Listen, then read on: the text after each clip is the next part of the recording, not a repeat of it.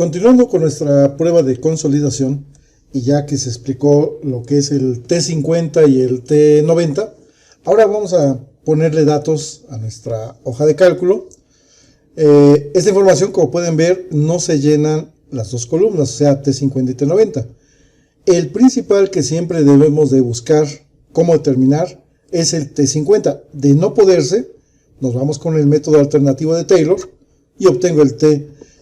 Como podemos ver aquí, en los dos primeros incrementos de esfuerzo se pudo determinar por la geometría de la curva de consolidación, esa gráfica que se hace por cada etapa de carga, se pudo determinar el T50. Sin embargo, para el tercer incremento se tuvo que utilizar el método alternativo de Taylor, igual que para el último incremento también el método alternativo del Taylor, y en la cuarta sí se pudo definir el T50.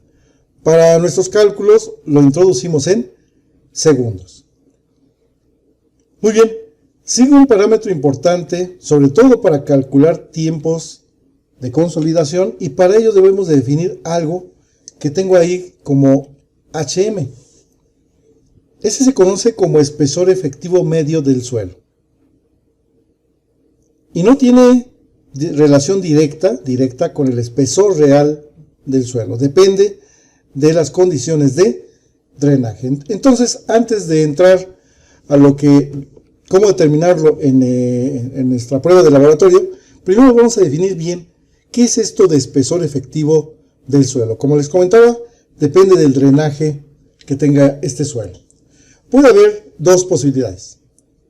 Una, podemos ver que está una arcilla de alta compresibilidad confinada entre dos estratos de arena mal graduada. ¿Qué podemos esperar? Todo este sistema, todo este medio está saturado. Si yo lo comprimo, el agua tiene dos posibilidades. O puede salir por la parte superior o puede salir por la parte inferior. Entonces, si este es el espesor del medio que se va a consolidar, el espesor efectivo es la mitad de ese espesor. Otros le llaman el semiespesor. Es lo mismo. Otros autores definen de esta manera el espesor efectivo del suelo. Dicen, es la distancia de la partícula de agua que más recorre para salir del medio permeable. ¿Qué distancia? ¿Dónde se localiza esa partícula de agua que va a recorrer mayor distancia para salir del medio permeable? Si vemos aquí, tenemos la posibilidad de drenar por la parte superior o por la parte inferior. La partícula que más distancia recorre se encuentra exactamente a la mitad del estrato. Entonces de ahí se define que el espesor efectivo sería la mitad de ese espesor. Ahora, pero también podríamos tener esta posibilidad, que por un lado tiene un material permeable, pero por otro no. Eso quiere decir que cuando se haga la compresión debido a un incremento de esfuerzo y el agua trate de salir del medio permeable, del medio que se va a consolidar, solamente tendría una sola posibilidad de hacerlo. Entonces, si este es el espesor del suelo, el espesor efectivo es todo el espesor de la arcilla. Es decir, la partícula que más distancia recorre para salirse es la que está próxima a la frontera impermeable. Esto es viéndolo desde el punto de vista estratigráfico y condiciones hidráulicas que hubiera en el suelo. Ahora, la naturaleza del fenómeno lo tengo que reproducir o lo estoy reproduciendo en el laboratorio. Por lo tanto, si yo permito el drenado por ambas caras, emplearé un consolidómetro de anillo flotante. Pero si yo quiero que solamente drene por una sola cara, utilizaré un consolidómetro de anillo fijo. Como pueden ver, determinar cómo drena mi pastilla de suelo no es una cuestión del laboratorio. O sea, que lo decida el personal del laboratorio. Esto, el ingeniero que solicite este tipo de pruebas, en función de la estratigrafía y condiciones hidráulicas, definirá cómo quiere que drene el suelo, por ambas caras o por una sola cara. Ahora, hay un detalle ya hablando en el laboratorio. En el caso de la estratigrafía, el suelo tiene un solo espesor, pero nosotros en el laboratorio tenemos un detalle. Por ejemplo, al inicio de la prueba, el espesor del suelo es la altura del anillo. Con esa altura iniciamos. Cuando yo le coloco un incremento de esfuerzo, se genera una deformación y cambia el espesor. Disminuye. Entonces tengo un espesor final. Por lo tanto, no puedo trabajar con dos espesores. Entonces, lo primero que tengo que hacer es sacar un promedio. Promedio de los espesores. Tengo un inicial y un final en cada etapa de carga. Y ya que tengo ahora sí un espesor promedio, ahora sí veo cómo drena mi suelo, si por ambas caras o por una sola cara. Y hago las operaciones correspondientes. Del lado izquierdo tengo el anillo flotante. Observen que lo primero que hago es obtener el promedio.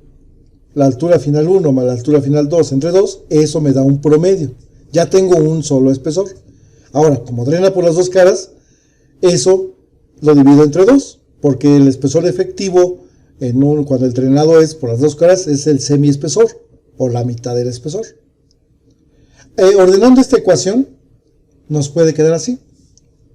Altura final inicial más altura final 1 más altura final 2 entre 4.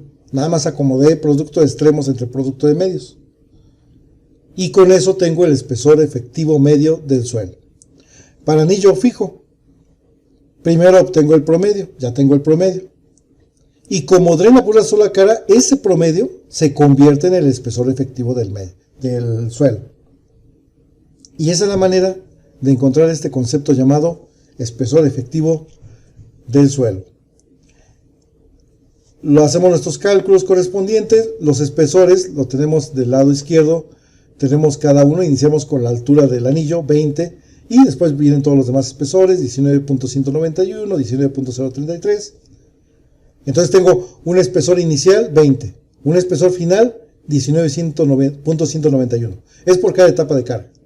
De ahí saco su promedio y luego lo divido entre 2. O lo sumamos los dos y lo divido entre 4. Da el mismo resultado, pero lo necesito en centímetros. Entonces primero lo calculamos en milímetros y después lo pasamos a centímetros. Ya están calculados los demás. Por ejemplo, el siguiente sería 19.191 más 19.033 entre 4. Y eso después entre 10 para que me den centímetros. Recordar que este ejemplo que estábamos haciendo desde videos anteriores fue realizado con un consolidómetro de anillo flotante. Por eso se determina, desde antes de comenzar a hacer la prueba, se determina cómo quiero que drene el suelo. Bueno, ya que tengo el espesor efectivo medio, eso me va a servir para determinar este parámetro importante, fundamental, para calcular tiempos en que desarrolla el asentamiento. Se llama coeficiente de consolidación, CV. Tenemos una fórmula para este coeficiente de consolidación y hay una serie de parámetros que hay que definirlos correctamente. T mayúscula es un factor tiempo. H es el espesor efectivo del suelo, elevado al cuadrado. Entre una T minúscula, que es el tiempo necesario para alcanzar un cierto grado de consolidación. Recordar que el grado de consolidación es cómo se desarrolla la consolidación, pero en porcentaje. Por eso el grado de consolidación va del 0 al 100%. Vamos primero con el factor tiempo. Y depende, repito, del grado de consolidación. Es un parámetro que va del 0 al 100%. Si el grado de consolidación está en el rango del 0 al 50, incluido el 0 y el 50, tengo una ecuación para determinar este factor tiempo. Pi entre 4 que multiplica a grado de consolidación en porcentaje. No hay que cambiarlo a decimal. En porcentaje entre 100 y esa división elevada al cuadrado. Con eso obtengo el factor tiempo. Lo común es manejar factor tiempo a 3 o 4 dígitos. Ahora, sin embargo, el grado de consolidación puede ser mayor al 50. ¿Qué tan mayor? Pues llegar hasta el 100. Y entonces esta es mi fórmula para determinar el factor tiempo. Nuevamente, el logaritmo es de 100 menos el grado de consolidación. El grado de consolidación es esa U mayúscula. Nuevamente se introduce en porcentaje. Esa es la manera de obtener el factor tiempo. Ahora, eso es en general. ¿Qué pasa en la prueba de laboratorio? Nosotros ya conocemos, se vio en otros videos, cómo determinar el tiempo necesario para alcanzar ya sea el 50% de la consolidación primaria o el 90% de la consolidación primaria. Entonces ya conozco los tiempos para el 50 y para el 90. Entonces, si eso es cierto, entonces ya puedo determinar con las fórmulas correspondientes cuánto vale el factor tiempo para el 50% y cuánto vale el factor tiempo para el 90%. Y entonces, esta ecuación que tenemos aquí en la parte superior, esta ecuación general, esa es una ecuación aplicable para diferentes grados de consolidación y diferentes tiempos, la puedo convertir en una ecuación particular para el laboratorio, porque conozco para un 50 y para un 90% de consolidación primaria. Entonces, así nos quedaría nuestra ecuación. Y vean que el tiempo ya lo estoy delimitando. T subíndice 50 o T subíndice 90. Repito, es la misma ecuación, solamente la adecué a la información que ya conozco. Para el 50% de la consolidación primaria y para el 90% de la consolidación primaria. Y entonces hacemos nuestros cálculos pertinentes y se obtiene, lo pueden ver aquí en el extremo derecho, el coeficiente de consolidación. En las unidades de centímetro cuadrado por segundo salen números pequeños. ¿Qué hago? Los transformo en potencia de 10. Muy bien, entonces finalmente, y hacer énfasis, ese coeficiente de consolidación es fundamental para poder determinar los tiempos en que se desarrolla la consolidación primaria. Finalmente tenemos este parámetro K subíndice M, que es la permeabilidad media que tiene el suelo en cada etapa de carga. Conforme yo voy comprimiendo, mi suelo va perdiendo vacíos, y cuando lo descargo trata de recuperarlos. Por lo tanto, el agua pasa por esos huecos. Y si yo al comprimirlo cambia esa condición de paso del agua, entonces es de esperarse que la permeabilidad no sea una constante, sino cambie. Aunque para desarrollar la teoría de la consolidación pensamos que la permeabilidad es una constante del suelo. Esta es mi fórmula para determinar esta permeabilidad. Vean que está involucrado el coeficiente de consolidación, el módulo de variación volumétrica y el peso específico del agua normalizada. Aquí hay un detalle, sobre todo por las unidades. Coeficiente de consolidación, centímetro cuadrado sobre segundo. Módulo de variación volumétrica, centímetro cuadrado sobre kilogramo.